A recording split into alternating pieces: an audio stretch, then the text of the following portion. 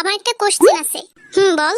Sir আপনি তো অনেক লেখাপড়া করছেন, কিন্তু আজকে আমি যেটা আপনাকে জিজ্ঞাসা করব এটার উত্তর কিন্তু আপনাকে দিতে হবে। দিব, বল কি? আচ্ছা স্যার বলেন তো আই ডোন্ট নো অর্থ কি? আমি জানি না। স্যার আপনি নিজেই যখন কিছু জানেন না তাহলে কি আমাদেরকে ঘোড়ার ডিম পড়াইতেছেন?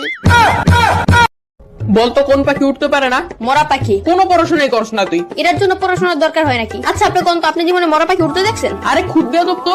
এই তোর নাম কি? কথা কোরআন কে মরা পাখি উঠতে পারে? এই তুই থাকুস কই? আমার বাসায় থাকি। বদমাইশ, তোর বাসা কই এটা জিজ্ঞাসি। না আপনি জিজ্ঞেসেন আমি কই থাকি। আজব তো, এবার কত তোর বাসা কই? আরে আমি যেখানে থাকি ওই জায়গায় আমার বাসা। তোর কিন্তু আমি মাইর দিমু। পড়া তো পারস না, আবার তেরামি করস। কেন কোন পড়া পারি নাই আমি? ওইদিন তোর একটা অঙ্ক জিজ্ঞাসিলাম, পারস নাই। কোন অঙ্ক পারি নাই? ধরেন এখন ধর তোর কাছে 20 টাকা আছে, তুই 10 টাকা তোর বন্ধুরে দিলি, তোর কাছে কয় টাকা থাকে? আপনি অঙ্ক বাদ দেন, আমি কে তুই বললো যে 10 টাকা দিয়া দিমু? এই যে কোথায় কোথায় বেয়াদবি করস। এত সহজ অঙ্ক ধরলাম তাও পারস না। কি পড়স তুই? শার্ট পরি, প্যান্ট পরি, গেঞ্জি পরি, জুতা পরি। ওই স্যার করতে হইব না, মাথায় জ্ঞান বুদ্ধি বলতে কিছু নাই তোর। আপনার চেয়ে বেশি আছে। আবার তেরামি করস। কেন আমি কি? আপনি আমার বুদ্ধি পরীক্ষা করে দেখেন। তাইলে কর, সমুদ্রের মাঝখানে একটা লেবু গাছ থাকলে তুই লেবু কেমনে আনবি? বাজার থেকে কিনে আনবো। আর আমি বুঝাইতে চাইতেছি যে ওই গাছ থেকে লেবু কেমনে আনবি? ডানা দিয়ে উইরা উইরা। তোর তো ডানাই নাই, ডানা কি তোর বাপে লাগাইবো? সমুদ্রের মাঝখানে লেবু গাছ কি তোর বাপে লাগাইবো?